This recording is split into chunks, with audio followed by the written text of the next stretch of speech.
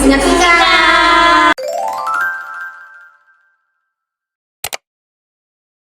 Materi pertama yaitu terkait definisi uslub Al-Quran. Secara etimologi, kalimat uslub adalah kalimat yang berasal dari bahasa Arab, termasuk dari kata kiasan yaitu uslub dengan akar kata salaba. Kata uslub memiliki beberapa arti.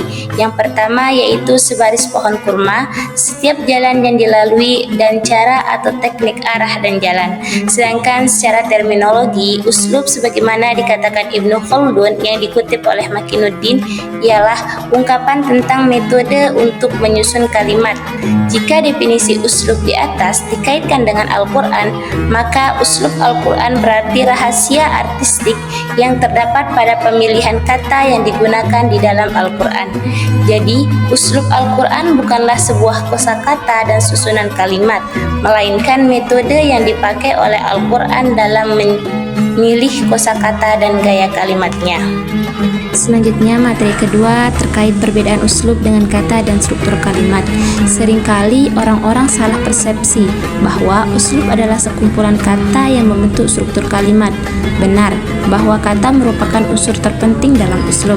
Akan tetapi, sebuah kata tidak akan berarti apabila tidak berinteraksi dengan kata lain yang memiliki hubungan dengan ketepatan makna yang dimaksud.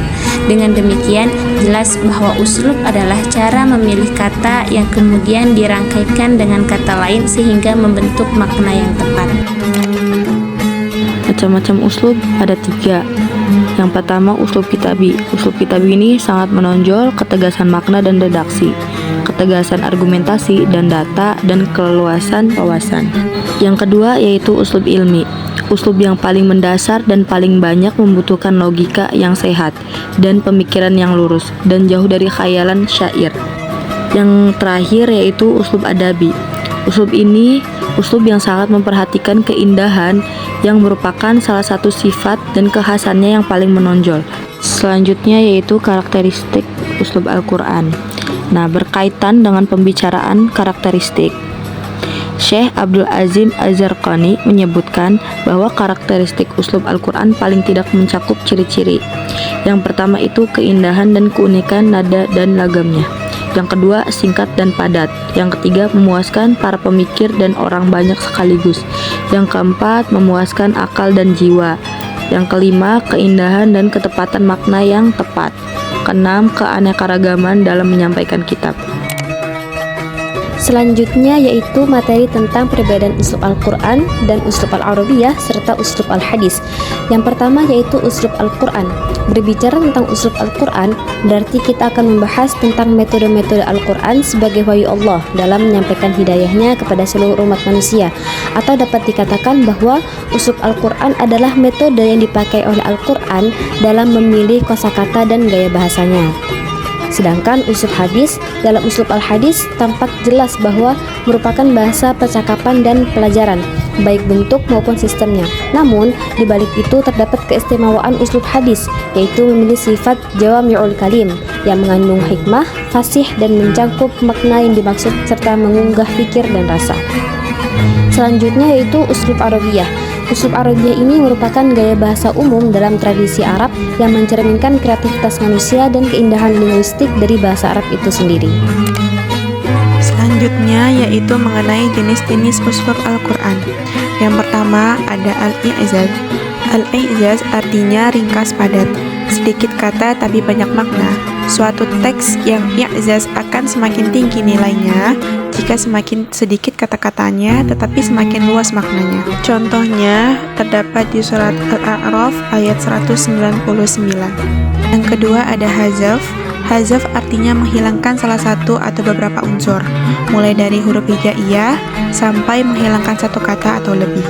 Hazaf bisa berupa hazaf mubtada, hazaf fa'il, hazaf maf'ul bih, hazaf ma'tuf alaih, dan hazaf jawab syarat.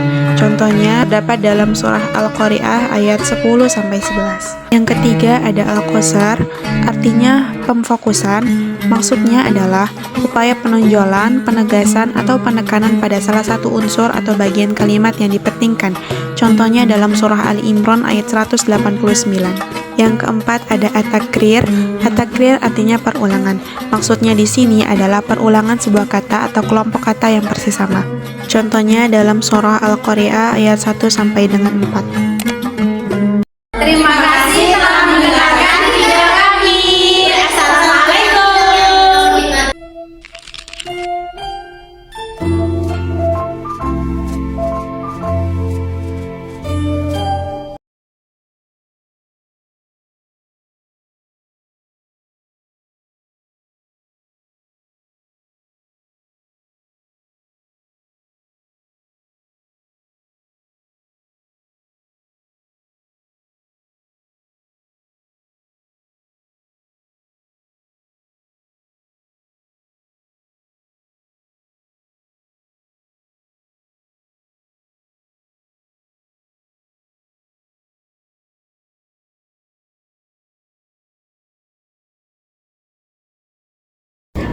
Selanjutnya yaitu materi tentang perbedaan uslub Al-Quran dan uslub Al-Arabiyah serta uslub Al-Hadis.